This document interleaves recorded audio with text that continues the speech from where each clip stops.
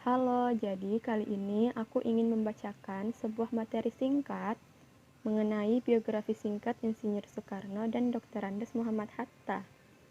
Simak videonya ya. 1. Insinyur Soekarno. Insinyur Soekarno adalah Presiden pertama Republik Indonesia, sekaligus tokoh proklamator negara ini. Soekarno akrab dipanggil dengan julukan Bung Karno. Bung Karno juga dikenal sebagai putra Sang Fajar karena lahir saat fajar menyingsing.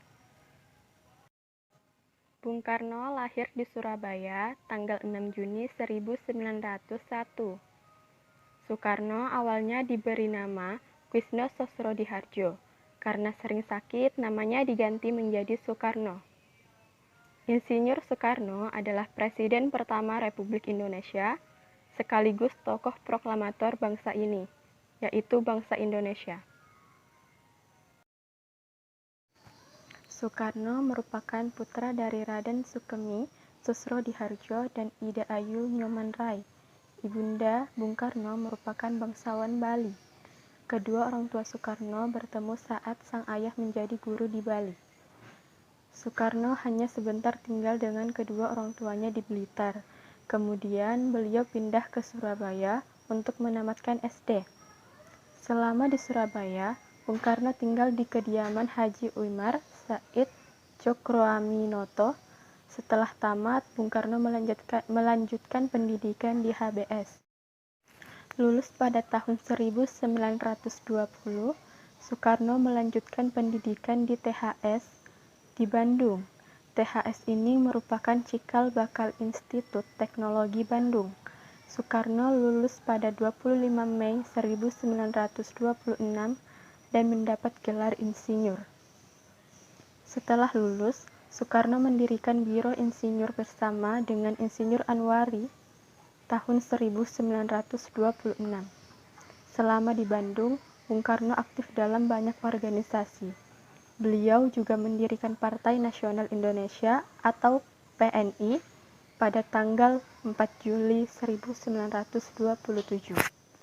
PNI ini adalah partai yang bertujuan untuk memerdekakan bangsa Indonesia. Karena tujuan inilah Soekarno dipenjara pada 29 Desember 1929 di penjara Sukamiskin. Bung Karno kemudian berulang kali dipenjara karena beliau tetap teguh memperjuangkan kemerdekaan Indonesia. Perjuangan Soekarno cukup panjang sebelum akhirnya mampu menyatakan kemerdekaan Indonesia. Tepat pada tanggal 17 Agustus 1945, bersama Muhammad Hatta dan beberapa tokoh lainnya, beliau menyatakan kemerdekaan bangsa Indonesia.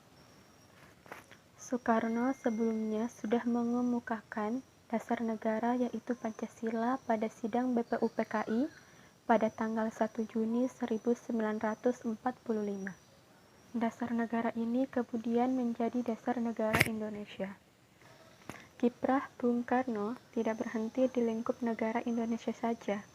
Bung Karno tercatat berusaha menghimpun bangsa-bangsa untuk membuat gerakan non-blok. Gerakan ini beranggotakan bangsa-bangsa di Asia, Afrika, dan Amerika Latin. Negara ini merupakan hasil dari Konferensi Asia Afrika pada 1955 di Bandung. Setelah melalui perjuangan yang cukup panjang, Bung Karno dan Bung Hatta berhasil memproklamasikan kemerdekaan Republik Indonesia pada tanggal 17 Agustus 1945. Dalam sidang BPUPKI tanggal 1 Juni 1945, Insinyur Soekarno mengemukakan gagasan tentang dasar negara yang disebutnya Pancasila. Pada tanggal 17 Agustus 1945, Insinyur Soekarno dan Dr. Andes Muhammad Hatta berhasil memproklamasikan kemerdekaan Indonesia. Dalam sidang PPKI 18 Agustus 1945, Insinyur Soekarno terpilih secara aklamasi sebagai Presiden Republik Indonesia yang pertama. Insinyur Soekarno meninggal dunia pada hari Minggu, tanggal 21 Juni 1970 di Rumah Sakit Pusat Angkatan Darat Gatot Subroto, Jakarta. Ia disemayamkan di Wisma Yaso, Jakarta dan kemudian dikebumikan di Blitar, Jawa Timur, di dekat makam ibunya. 2. Muhammad Hatta. Muhammad Hatta adalah pria kelahiran 12 Agustus 1902. Beliau lahir di salah satu kota di Sumatera Barat, tepatnya di wilayah Kota Bukit Tinggi. Muhammad Hatta lahir dari pasangan Haji Muhammad Jamil dan Ibu Siti Soleha. Beliau tumbuh menjadi sosok yang berpengaruh besar bagi bangsa Indonesia. Muhammad Hatta adalah wakil gubernur pertama bagi negara Indonesia. Muhammad Hatta tumbuh di bawah pengasuhan ibunya Siti Soleha. Karena pada saat ia berusia 8 bulan, ayahnya, Bapak Haji Muhammad Jamil, meninggal dunia. Muhammad Hatta kecil menjadi salah satunya anak laki-laki di antara 6 saudara perempuannya saat itu. Muhammad Hatta tumbuh menjadi sosok pemuda yang memiliki ketertarikan kuat dengan organisasi pergerakan kala itu. Ketertarikan beliau telah terlihat semenjak ia duduk di Sekolah Derajat Menengah Pertama. Saat itu, Muhammad Hatta memilih bergabung dan menjabat sebagai bendahara di Perserikatan Jong Sumatranen Bond. Hari demi hari semenjak bergabungnya Muhammad Hatta di Perserikatan, membuat ia berubah menjadi sosok yang kian disiplin dan penuh dengan rasa tanggung jawab. Dalam kesehariannya, Muhammad Hatta adalah orang yang memiliki ketertarikan kuat dengan cabang ilmu perekonomian. Namun, kecerdasan dan ketelitiannya membuat ia peka terhadap hukum dan isu politik yang beredar di Indonesia saat itu. Pendidikan Muhammad Hatta pun berlanjut hingga ke negara Belanda. Sekitar tahun 1932, beliau menyelesaikan pendidikannya di Nederland Handels Hogeschool, Rotterdam, Belanda, dan meraih gelar Doctorandus.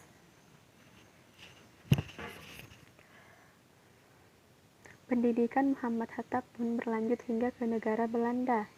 Sekitar tahun 1932, beliau menyelesaikan pendidikannya di Nederland Handels Hogeschool, Rotterdam, Belanda, dan meraih gelar Doctorandus. Momentum perubahan di dalam diri Muhammad Hatta pun terjadi ketika ia bergabung dengan Indische Vereniging saat masih studi di Belanda. Bergabungnya ia dengan organisasi tersebut telah menumbuhkan ketertarikannya dengan dunia politik. Selang beberapa waktu, organisasi tersebut pun mengubah namanya menjadi Himpunan Indonesia atau PI. Waktu terus berjalan. PI yang sebelumnya merupakan organisasi mahasiswa biasa, kian berubah menjadi sebuah organisasi yang lebih besar dan memiliki andil dalam kancah politik di Indonesia saat itu. Pengaruh PI yang kian masif membuatnya diakui sebagai pos depan pergerakan nasional di wilayah Eropa. Bukan hanya itu saja, kepiawaian beliau dalam berorganisasi juga sering membuatnya terpilih menjadi pembicara dari Indonesia dalam berbagai konferensi bertaraf internasional, seperti konferensi terkait permasalahan buruh, hingga konferensi Liga Wanita untuk Perdamaian dan Kebebasan di Swiss. Dalam kesehariannya, sedari kecil beliau telah akrab dengan kegiatan membaca dan menulis. Bahkan Muhammad Hatta adalah orang yang sangat rajin merilis artikel di harian nasional dan beragam majalah perhimpunan. Tentunya semua potensi ini tidak lepas dari kecerdasan linguistik yang beliau miliki yang telah dianugerahkan oleh Sang Pencipta. Sekitar awal Agustus tahun 1945, beliau Muhammad Hatta dipercaya untuk menduduki jabatan sebagai Wakil Ketua PPKI, di mana saat itu yang menjadi ketuanya adalah Insinyur Soekarno sendiri.